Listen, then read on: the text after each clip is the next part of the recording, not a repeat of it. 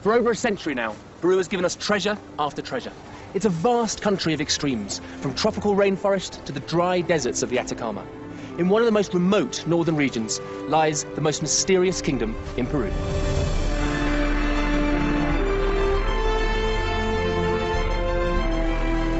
I'm Jago Cooper, and as an archaeologist who specialises in South America, I've always been fascinated by the secrets and mysteries buried deep in these awe-inspiring and forbidding landscapes. The history of this continent has been dominated by the stories of the Inca and the Spanish conquistadors. But in this series, I'll be exploring an older, forgotten past, travelling from the coast to the clouds in search of ancient civilizations as significant and impressive as anywhere else on Earth. In remote northern Peru, one such civilization thrived for over 500 years. They were called the Chachapoyas, which translates as the people of the clouds. And who they were is one of the greatest archaeological mysteries of the Americas.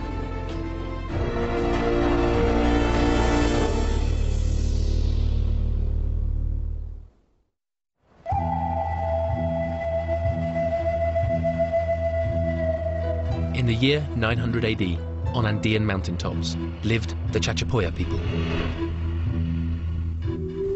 And the remnants of Chachapoya culture are amongst the most stunning and least understood in South America.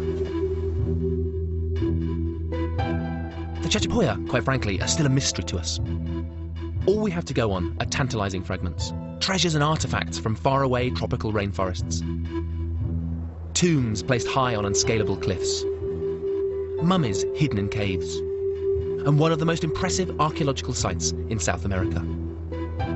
How did such a complex and advanced culture bloom in this remote part of Peru over 1,000 years ago?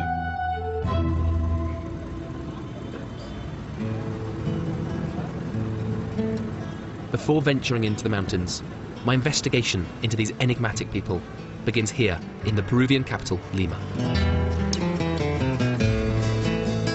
None of the indigenous South American cultures left us written records, so the earliest written accounts are the chronicles of the Spanish conquistadors.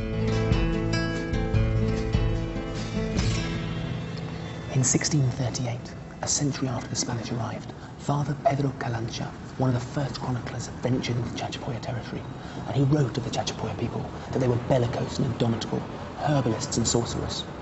And to the amazement of the Europeans, he also wrote that they only obeyed a chief during wartime, and not any special one, but he who is known to be most valiant, enterprising and daring.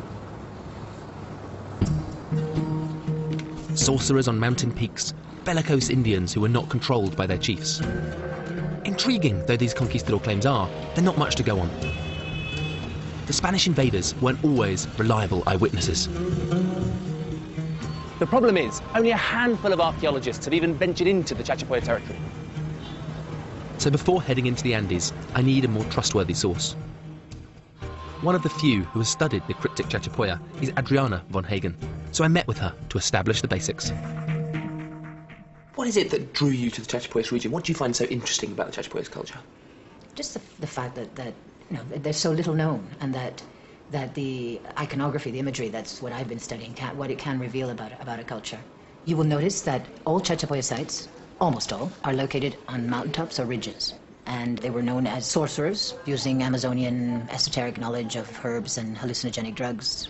So little of the Chachapoyas region seems to have been mapped. How much of the archaeology do you think we've actually found? 5%, if that.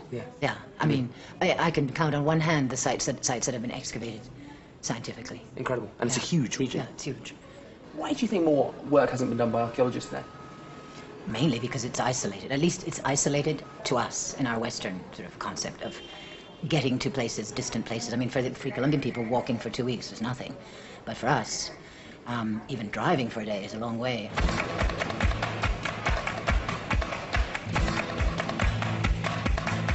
Peru is roughly 5 times the size of the UK.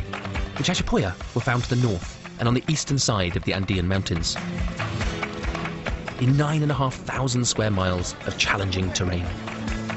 After a flight from Lima and a 14-hour drive, I finally arrive in what is, to this day, called the Chachapoya region. And seeing the epic landscape for the first time, it strikes me that this isn't an obvious place to build a civilization. The first humans made their way across Alaska and into North America over 14,000 years ago. Over the next 1,000 years, they travelled southwards, along the Pacific coastline and through the continental interior to colonise and populate South America.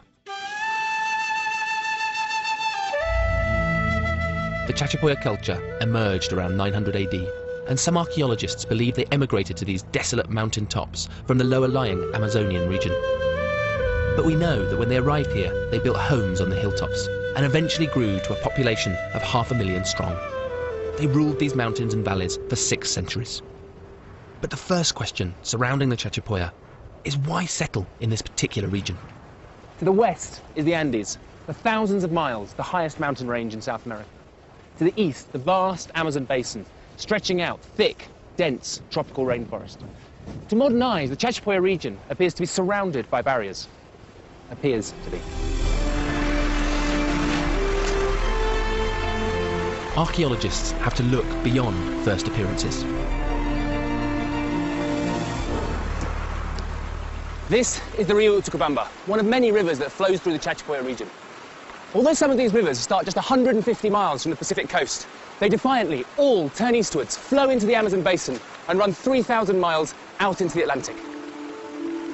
To modern eyes, the river may seem like another obstacle to make ancient life difficult. But of course, it's easier to move over water rather than through the jungle or up into the mountains.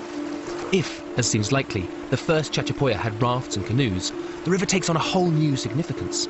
It becomes an A-road connecting the Andes with the Amazonian basin. Journeys that would take days on foot could be completed in just hours on the river. At lower levels, there's a hint of the tropical jungle and the connections with the vast Amazonian basin, the most biologically diverse place on Earth. So despite living high in the mountains, the Chachapoya could trade with the peoples of the Amazon, ensuring a supply of an amazing array of herbs, medicines, animals and exotic bird feathers. The Chachapoya had chosen an ideal crossroads. What appears isolated would actually have been a hub for trade. Their lofty communities on the mountain tops would have been closely connected with the people downriver.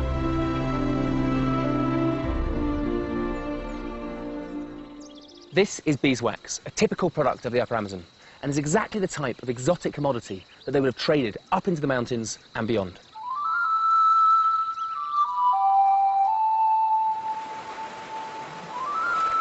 So, it seems one thing we can know for certain about the Chachapoya is that by using the rivers, they could trade with the peoples downstream in the Amazonian basin. The vast majority of the materials traded from the tropical regions were perishable, but some of that evidence still survives. In Chachapoya sites, spectacular headdresses have been found, festooned with exotic feathers of parrots from the Amazonian rainforest. Animals from the lowlands have also been found, mummified and preserved.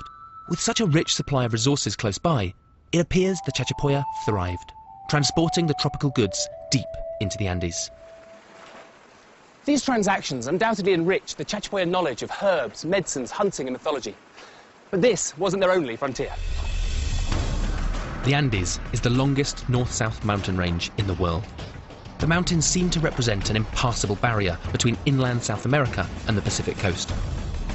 Like the rivers, the mountains might appear to be a massive obstacle to the Chachapoya, but again, we shouldn't go on appearances alone. Deep canyons like these, carved over centuries by the Rio Marañón, provided the lowest routes into the Andes for hundreds of miles in either direction. These river valleys acted like funnels through which the trade would pass. The valleys provided a gateway to the coast, just as the rivers opened up trading routes to the Amazon downstream. And at Chachapoya sites throughout the region, we find traces of that ancient trade. I'm going to the town of Chachapoyas, the administrative capital of the region. Here, the Chachapoyas Ministry of Culture has a treasure trove of artifacts hidden away. Stacked in a cupboard, there are finds from miles around. Watched over by mummified remains from a Chachapoya tomb, they're allowing me to take a closer look. This is a llama. And these llamas are really important. They play a crucial role in the life of the Chachapoya. Obviously, you don't get any horses in the whole of the Americas before the Europeans turn up. So the llama is not only used for its meat and its wool, but it's also the main beast of burden. We can see that there's a rope going around the llama's back and forming up here to a pack on the back. Although this is actually a vessel, as it is now, it looks like this rope represents that rucksack, that bulto, which is on the llama's back, carrying the produce from the Chachapoyas up into the highlands. Lovely. So this shell was found in the tomb of a Chachapoya warrior in this region. We've got these perforations up the sides, and even right inside there, you can see right down there, the holes inside the shell. So to me it looks like this is a flute, a musical instrument. This will have come from over 500 kilometers away on the Ecuadorian coastline. And so it gets us thinking about those trade networks of the Chachapoya region, going up the river systems across the Andes and down the other side. This is a little seed pod, and it comes from the maishil plant, which is a seed which only comes right down the lowlands at altitudes less than 500 meters. So it must have come from the Amazon, but this shell is clearly a utilitarian shell used for a musical instrument. It would have been placed in a string and used as a rattle around the wrists and the ankles, just like the Morris dancers in the UK.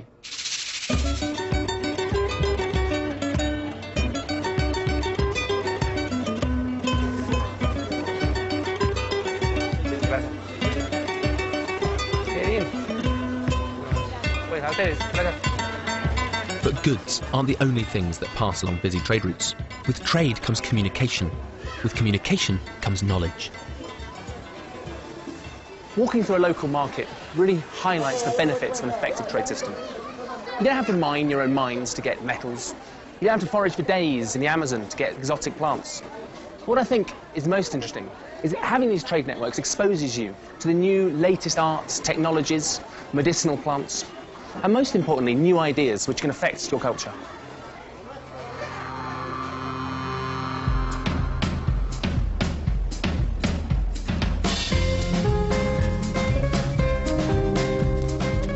So by controlling the trade routes between the cultures of the rainforest and the kingdoms on the coast, they absorbed ideas from both, encountered new artistic techniques, and had exotic resources at their disposal.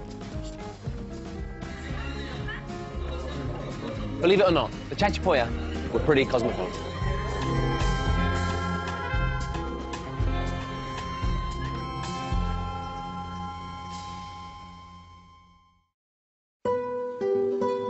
As so often with this elusive community, there are only fragments of their vibrant culture remaining. There are pictograms and paintings on the hillsides, musical instruments and pottery, and, most striking of all, their beautiful textiles.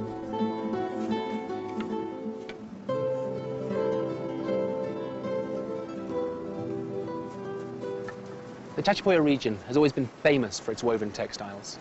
Unfortunately, very few of these Chachapoya textiles have survived, but the ones that do give us this lovely insight into the beliefs and imagery of the Chachapoya. Me encanta su trabajo. ¿Qué significa esas imágenes acá? ¿Es un humano?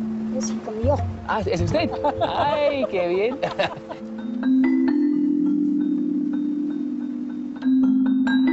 Chachapoya tunics and blankets were patterned with colourful animals, serpents, and strange frog-like creatures.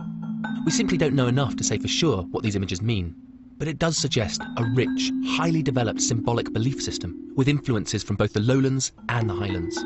Decades of work may be needed to even begin to understand the imagery and the tantalising clues it provides to Chachapoya culture. But one artefact found at later period Chachapoya sites embodies the complexities of Chachapoya culture: the quipu. The quipu is a piece of string encrypted with coded information that seemed to be carried by special persons known as quipu keepers, and were often buried alongside the dead. There are just over 600 of these fascinating artefacts in the world, including this amazing collection at the museum in Lema Bamba. Quipus are still one of the great unsolved mysteries of modern archaeology. When people come to a museum in South America, the first thing they're attracted to will be the gold objects, those glittering, shiny pieces. But the reality is that tucked away in the dusty corner are these pieces of string. Quipu. Quipu are extraordinary. In Quechua, the Inca language, quipu means knot. These mysterious objects were initially thought to be some sort of simple South American abacus, but recent research suggests that they are far, far more sophisticated than that. If we think about our own language, we have 26 letters. That gives us 26 different variables. You can then have any number or combination of those letters in sequence. So if we take that idea of looking for variables and different ways that information can be recorded and turn our attention to the quipu. There's a main chord with 3 different chords which come off it. On each of those chords can be spaced at different distances along the main chord. Each of these subsidiary chords can have a different length. There can be different knots positioned at different places down each of those subsidiary chords. Even the knots themselves have a number of different forms, with single knots to double knots to 10 different strings being wrapped around within the same knot. There's different colours, there's different twinings. You realise there are so many different scales at which information is locked within it. Originally thought of as just being a series of numbers, what we now know is that locked away within these quipu are legends, myths, narratives of the people that made them. If, as we suspect, the quipu do contain narratives, the significance is enormous. It means the Chachapoya and the Inca, who also used the quipu, had a three-dimensional system of recording stories. Hidden in the knots could be the key to unlocking countless secrets. So much remains to be understood about the quipu, but for now we can just stare at them in wonder.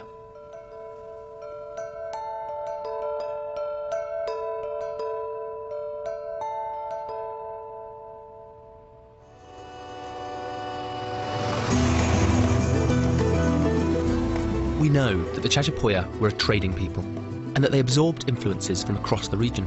But if their livelihoods were dependent on the river, why settle on the less accessible mountaintops above? I met with Klaus Koschmeider, a German archaeologist who has spent much of his life studying the origins of the Chachapoya. What's distinctive about like a residential complex of the Chachapoya? The residential complexes, they are on top of the hills, while the ceremonial centers are on the slopes of the hills. And why do you think the Chachapoya put those settlements on top of the hills? The main reason is that the settlements are on the level of the cultivation sites, of the fields. They were cultivating maize and potatoes, and this is in higher altitudes. In the Andes, different altitudes provide different microclimates where different crops could be grown. Thus, at the optimum height for cultivation, the Cloud people built their impressive villages. Settlements can tell us a great deal. The architecture and layout of the buildings can provide invaluable insights into the way the Chachapoya lived. It's great to be inside one of these Chachapoya structures. What's distinctive about Chachapoya architecture? Chachapoya structures are round, and we have a decoration in form of friezes, mostly in zigzag form. It's an universal motif of the Chachapoya. Just looking around this Chachapoya structure, I can see these beam slots in the walls. What does that tell us about this structure? The beam slots possibly were to put a second floor to this house. But having multiple stories in a house is very unusual for South America.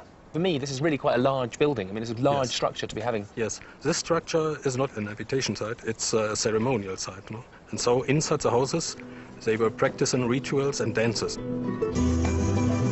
I'm amazed to see a 600-year-old, two-story building here in South America. It's almost unheard of.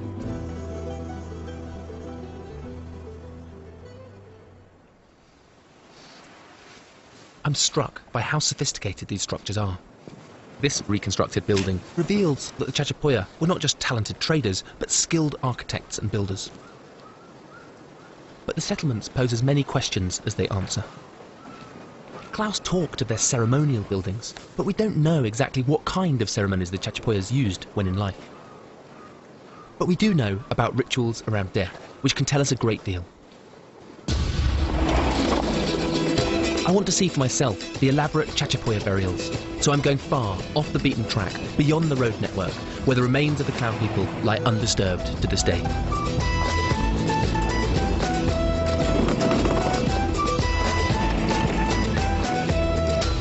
Me llamo Diego.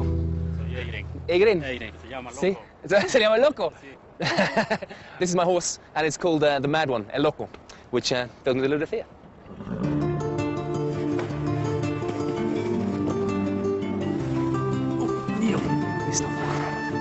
So I've got a lovely saddle of cloth underneath here. The stirrups made of old tyres, and me and El Loco, the horse, are ready to head up the valley.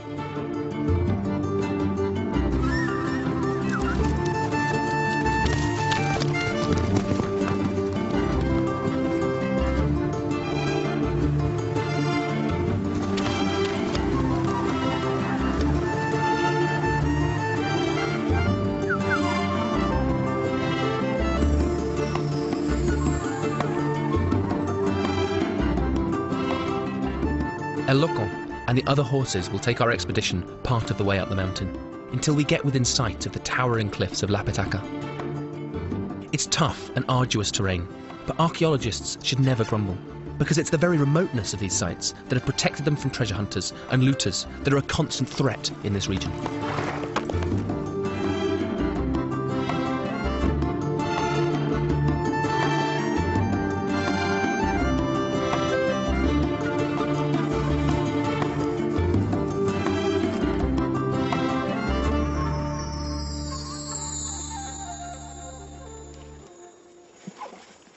Hola, Maximo.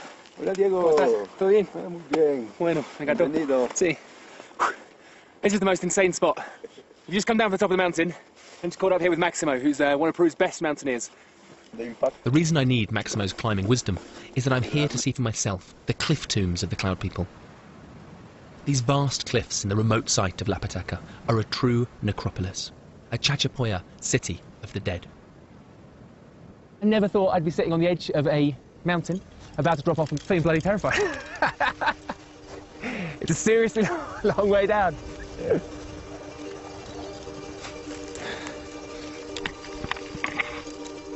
Okay, so we just come over the top, and now this is the view down.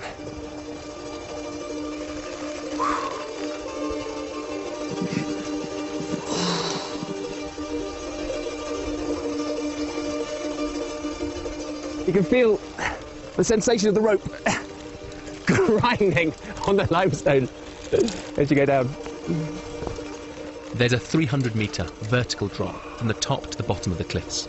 And even with expert climbers and the latest equipment, it's a daunting prospect. But astonishingly, centuries ago, the ancient Cloud People not only climbed up and down these crumbling limestone cliffs with their dead, they actually built on them.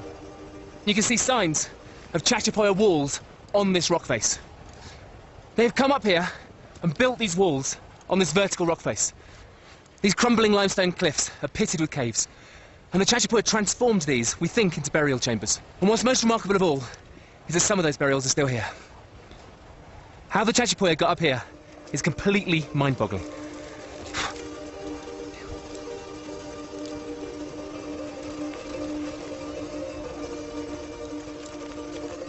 Coming down the ropes, you can see behind me, unbelievably, there are still Chachapoya burials intact. The bones of these ancient people poke out all over the cliff, alongside the occasional vulture's nest. But the true revelations come inside the tombs themselves.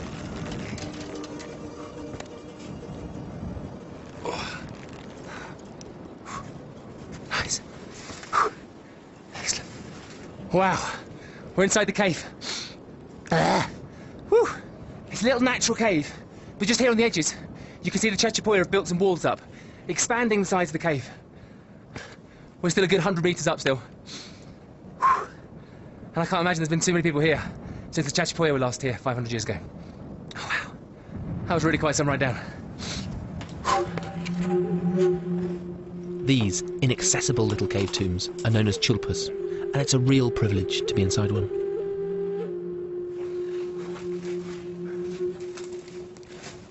The cave is full of little nooks and crannies. I'm just going to have a little climb up this wall and look up here. I can see a little ledge.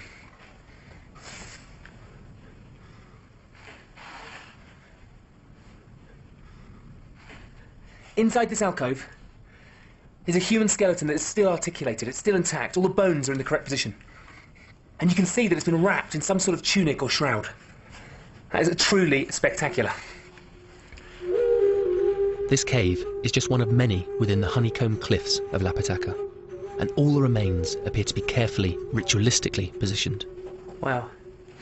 Okay, we're going to be really careful here, because there are bones on the floor. If you look over here, we can see some remains of some Chachapoya. I've never seen anything like it. The way that the bones are assembled makes me think they might have been defleshed before they were brought here. The way that all the skulls and long bones have been laid out, they seem to have been quite particular about how they've been placed against this rock. They've just laid here for at least 500 years. We can see a whole group of long bones, skulls, a knee joint. It's just incredible to see it all lying here. Some of the chulpas contain a single burial, others multiple burials, possibly families. And here you can see some of the teeth in the lower mandible. And judging by the tooth wear, this is an old individual, and the teeth have been worn right down. It's remarkable that you get this level of preservation in these caves. It's only when you see the thought and effort that has gone into placing these remains here, protected from the elements, that you understand just how important caring for the dead must have been for the Chachapoya. There's something really eerie about this tomb. This is somewhere the Chachapoya clearly wanted to keep alive in their memory. They've come here again and again. There's dozens of burials just in this cave alone. So the fact that it's been abandoned and desolate, and that we're the first people to visit it for so long, there's something so poignant about that, I think. You might think that placing their dead inaccessibly high up in the cliffs meant leaving them alone. But astonishingly, some of the rock inside is worn smooth, which suggests repeated visits to these caves. Finding archaeology like this in context is crucial, because if we want to interpret and understand what the Chachapoya were doing, we need to see it exactly like this, just how they left it. I'm not going to touch any of the bones. I want it to be left here exactly like it is. And then hopefully one day, some archaeologists will be able to come here and take a lot of time to excavate this cave properly. Perhaps a major investigation will discover how the Chachapoya got up here in the first place. I can see intriguing beams sticking out from the cliff, and we've already seen that they were skilled at construction. But no one has yet come up with a conclusive explanation as to how they scaled these dangerous heights, and so regularly. Even with ropes and helmets. I found out it can be pretty hazardous. But interesting as that puzzle is, the real question is what role the dead played in their culture. Why devote so much effort to entombing them and then visit so often?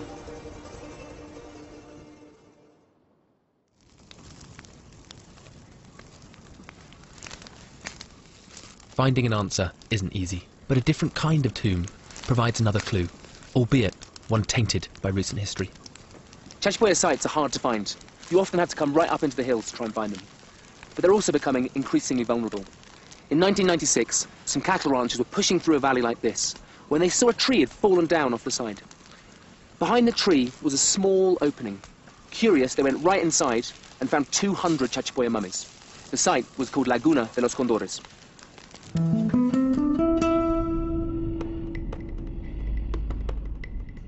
Unlike the cliffs at La Pataca, the bodies at Laguna de los Condores had been carefully mummified. These were mummies dating from a later period when the Chachapoya culture overlapped with the Inca culture. There were mummified adults, mummified babies, mummified animals. It was a hugely important discovery, but the ranchers began to search through the bodies, hunting for treasure. Word got out, and within days, tourists and tomb raiders were trampling all over one of the most astonishing archaeological discoveries in the Americas. After 10 days of chaos, the first archaeologist on the scene was Sonia Guillen. Sensing the importance of the discovery and seeking to preserve what remained, Sonia collected the artifacts and mummy bundles together and rescued them for the museum in Leyva. The astonishing preservation of these mummies can get us much closer to understanding why the dead meant so much to the living. And they can tell us much more about the final days of the Chachapoya. Oh, wow. Look at that. This person had tuberculosis.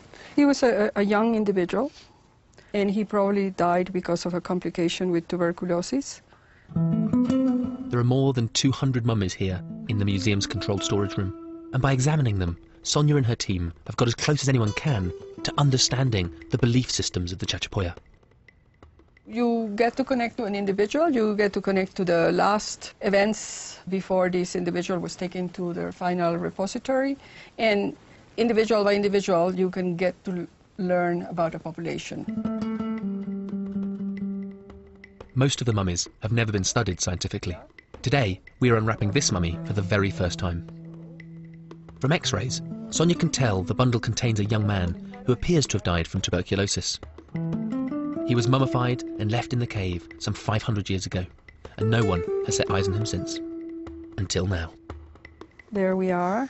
I'm amazed. Every time we look into any of these individuals, there's always something new. This is the first individual, the very, very, very first individual, where we find the ear spool in place.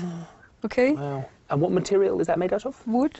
So the earlobe would have gone around that and it would have been a decorative earring. It's becoming fashionable nowadays, isn't it? Forensic archaeology is methodical and incremental. And every find, every detail, even a large earring, illuminates the Chachapoya a little more.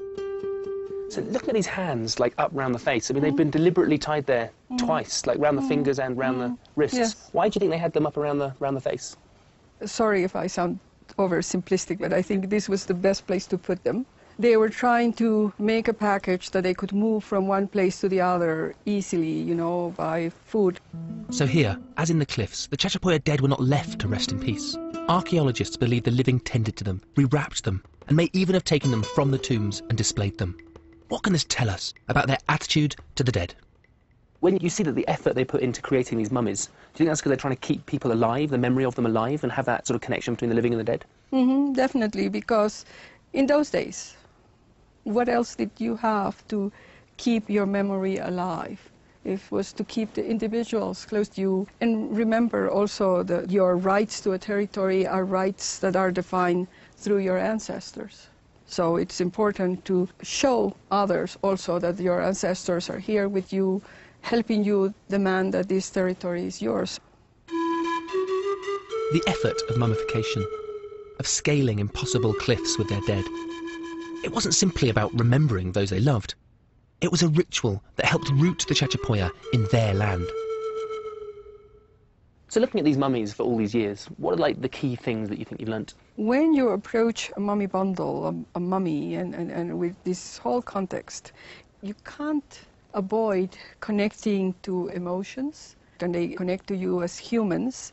And that's also one of the things we want to present to the public, that they just don't look at a freaky show where they will get scared, but actually will connect to adults, young ones, children, and how their society treated them with respect, with sorrow, with tenderness, with emotions that you can't reconstruct, and they can connect to you.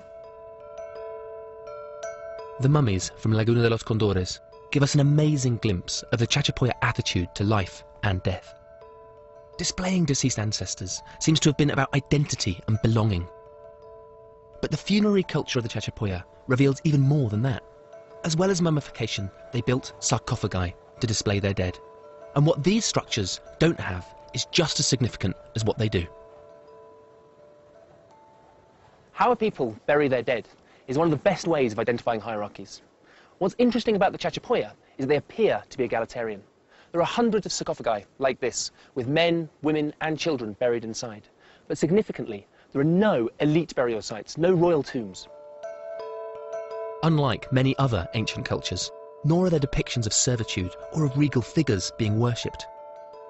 Instead, the independent Chachapoya depicted distinct individuals in an egalitarian way. I've dug burials in a lot of different places around the world, but I've really never seen the burial type like this.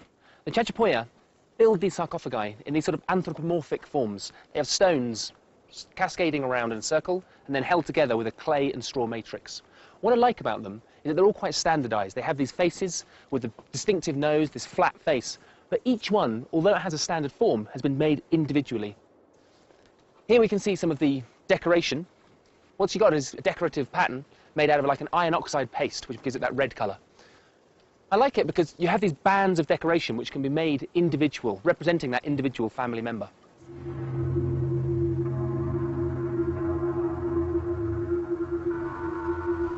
These strange sarcophagi appear like ghosts on the landscape.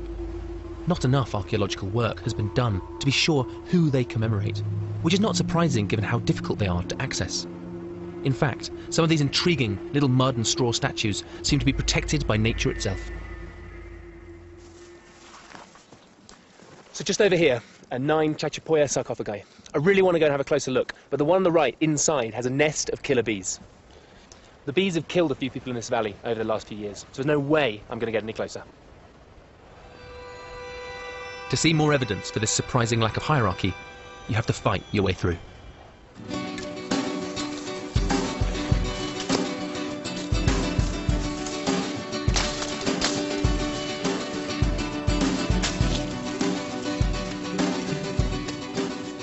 Archaeological sites are always covered with things that sting and spike, which is why it's always good to have a machete to hand. But it's quite fun.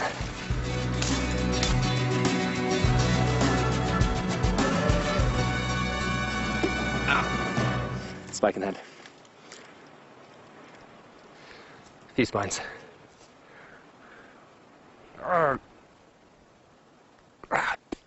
It's really in quite deep, actually. I'm going to be careful here. It's gone through there and across to there. Okay, I'm going to need someone else to get the pliers, actually. Ooh, that was quite painful. I'm running out of amount to pull. Okay, get him. Got it. Oh, that's painful. Okay, on 3, I'm just going to pull it out. 3, 2, 1. Beauty. And here's our little friend. And that's time for some revenge. Like Lost Kingdoms should be, Chachapoya architecture is often hidden under centuries of vegetation, and we can only get glimpses through sharp thorns. But it's worth hacking my way through the hills to meet Peter Lerche. Originally from Germany, Peter is an anthropologist who has lived in this region for 32 years. Past and present, nobody knows the Chachapoya people like Peter does. In fact, he considers himself Peruvian and was once mayor of the town of Chachapoyas. And he managed to get me close to one of the many lost Chachapoya settlements. So what's the name of this site? This site is Yalape. Yalape. Yalape. It's a Yachta, Chachapoyan Yachta population center. And what are we looking at here? What's this? This is a ceremonial center of Yalape. This is like a 6-metre high wall right on the top of the bluff, which you must be able to see for miles around. It's a real statement. Yeah, that's an ideological aspect. Here I am. They show that they're not hiding. And what are we looking at here? What are these sort of particular friezes? This is a zigzag frieze, and it symbolizes a snake. And the symbol at the top, then, what do you think the symbol, the value is behind that rhomboid shape? The rhomboid shape, it's the jaguar eye. It's not an Amazonian culture, it's not an Andean culture, it's a mixture of both worlds. At its peak, over 500,000 people lived in the Chachapoya territory, which is more than live here in modern times. All the evidence suggests that the Cloud People Society not only had its own symbolism and ideology, but that it evolved in a distinctly different way than any European models. We have no manifestation of power in an architectural way. No architecture of power. Normally we know about humans. When I have power, I want to show my power in palaces. And here, all the same circular structures.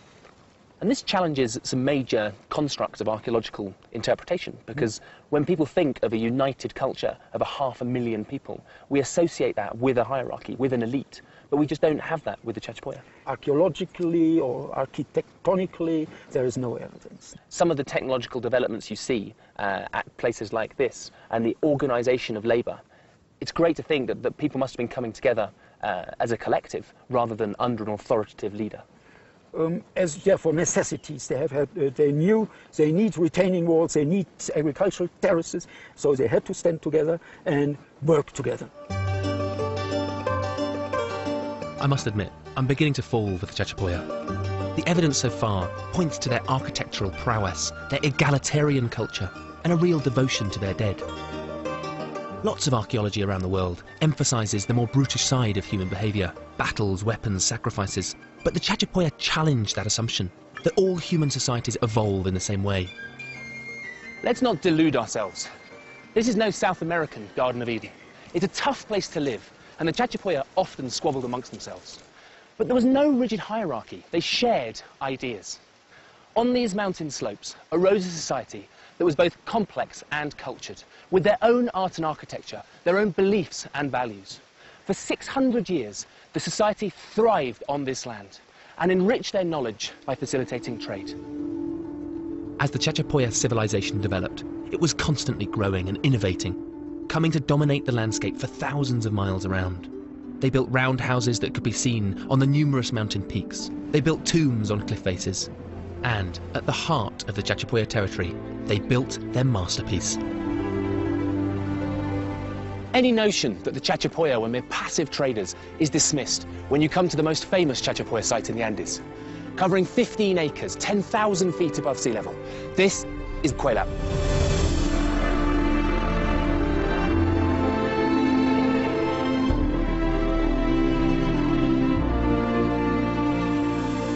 It's an epic statement of the power and skill of the Chachapoya.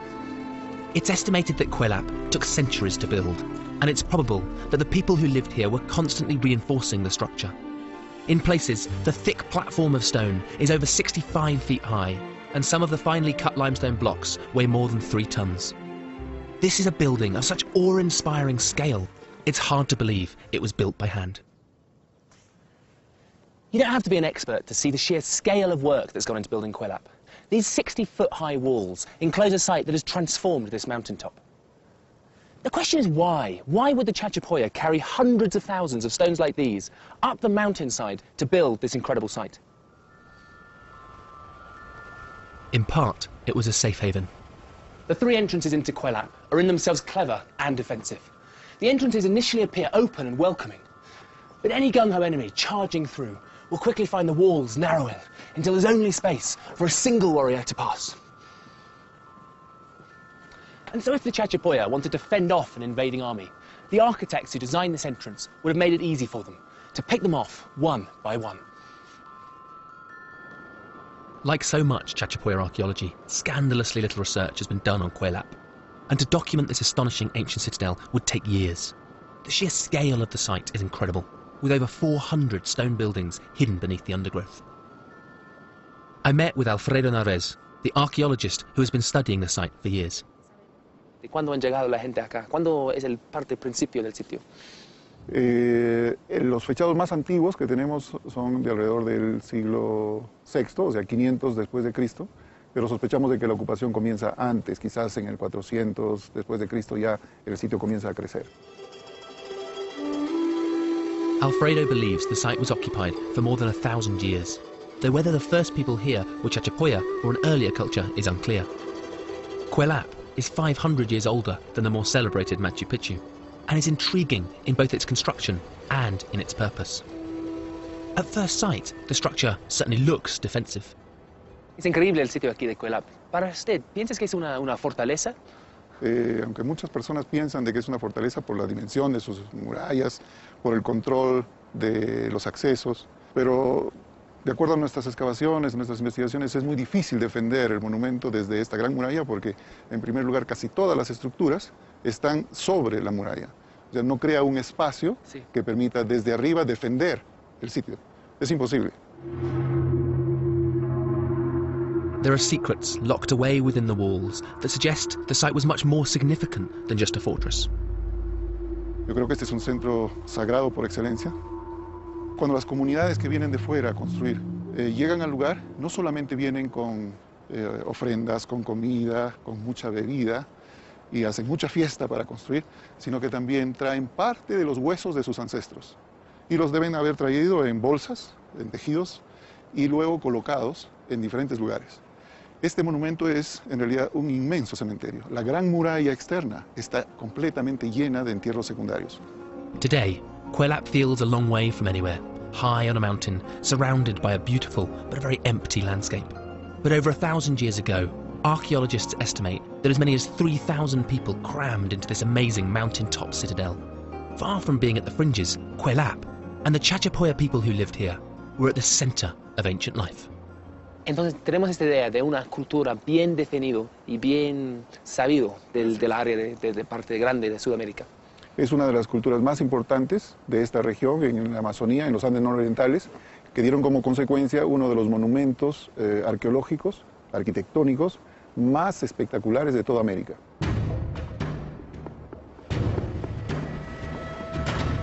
But the Chachapoya world was under threat. A new power was rising in the mountains far to the south. Today, it's a magnet for tourists, but from the 1430s, Machu Picchu in the nearby capital of Cusco was home to Inca royalty, who set out to conquer northern Peru. What the Romans were to Europe, the Inca were to South America. At its greatest extent, their empire stretched from Ecuador to Argentina. Around 1470, the Inca reached the eastern slopes of the Andes, the land of the Cloud People. They built conquest roads like this one. They built forts throughout their lands. The mighty Inca Empire dispatched an emissary to the Chachapoyas to ask them to submit peacefully or face war. They replied they would rather die in defense of their freedom.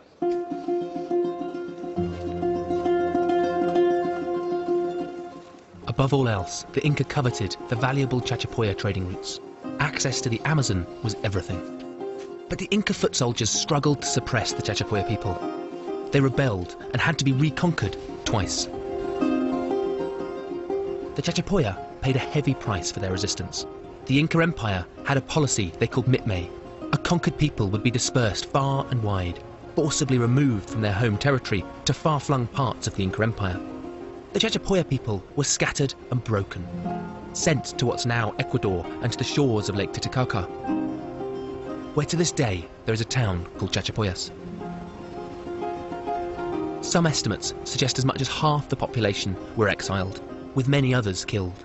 Only a few Chachapoya remained in their homeland. One thing we know about the Chachapoya is that they ritualistically looked after their dead. But just a few years ago, here in Quelap, 200 skeletons were unearthed, found where they had fallen. There was no evidence of the kind of ceremonial burial we've seen elsewhere, which points to a violent ending. The skeletons were of all ages and both sexes, and were found alongside everyday utensils and tools, suggesting it may have been more of a massacre than a battle.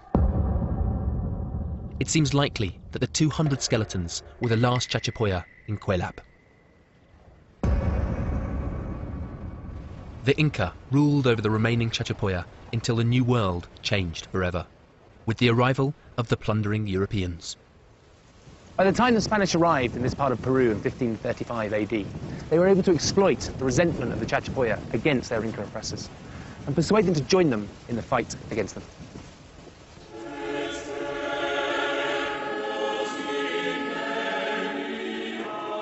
Meeting with the Europeans was to prove fatal to Chachapoya culture. The invading Spaniards brought missionaries in tow, who set out with evangelical zeal to convert the indigenous population.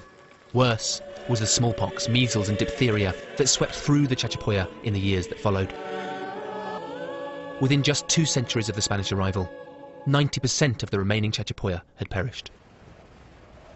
The kingdom of the Cloud People contained only clouds.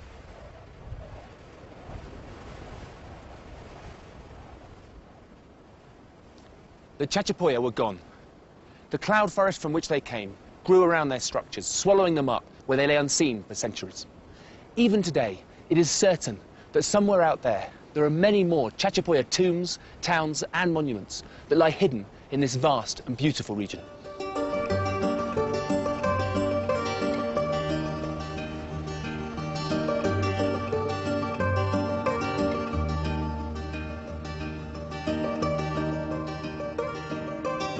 Coming down from the Andes and returning to Lima, I realised the size of the challenge in truly understanding the Chachapoya. The fragments we've seen are just a start, and it could be decades before we really unravel their true story. But even this partial picture that we have today resonates in this great continent. Rediscovering the lost kingdoms of South America isn't just academic. History is the stories that we tell ourselves. And as the amazing mummies, chilpas and fortress of Quelap begin to reveal their secrets, they're a great source of pride in Peru. And they're also a reminder that the cultures of South America thrived long, long before Europeans appeared on the horizon.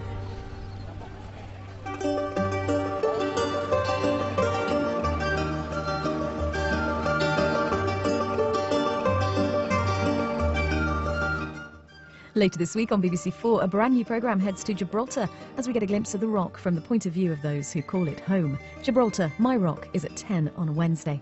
Coming up tonight, though, meet the unluckiest guys ever to get in a car. Jem Stansfield looks back at